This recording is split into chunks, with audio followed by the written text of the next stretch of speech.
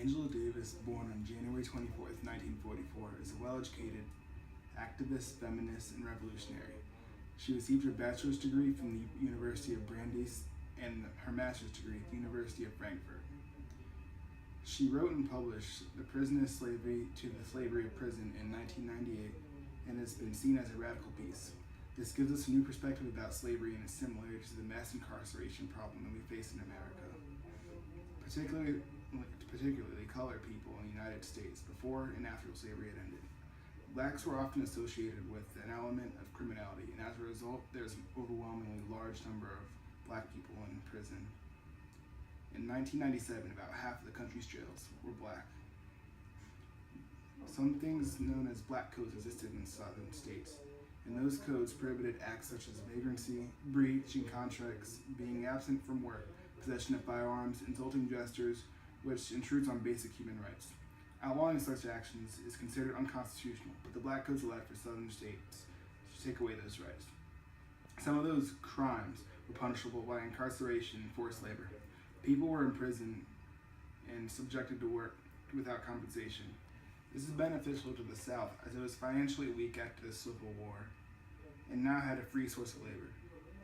Where white people were subjected to take part in public works, black were subjected to private works or sent to labor camps. This arrangement was known as the leasing system. The leasing system essentially replaced slavery, but was more beneficial to the leasee because in slavery, white masters had to care for those who were unable to work. With the leasing system, leasees didn't have to care for those who could not work. So they could essentially get away with working people to death, as it was a cheaper alternative for lessees had to purchase slaves earlier, but now they didn't have to interfere with profits when they got a new convict.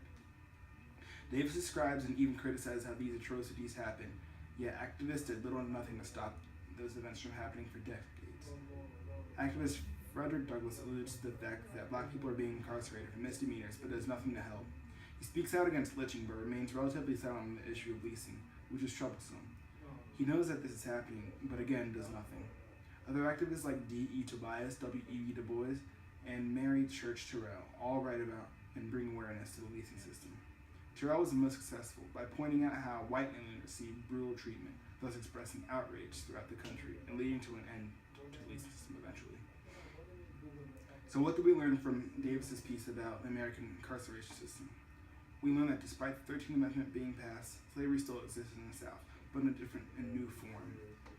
And this new form would go on to last in the South for decades. We learned that nothing changed for America, and it continues to be a racist country.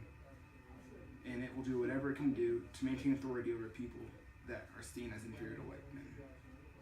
Davis writes this piece in order to bring awareness to the issue of the mass incarceration system today, which had its origin in the 1800s, but still plagues us today.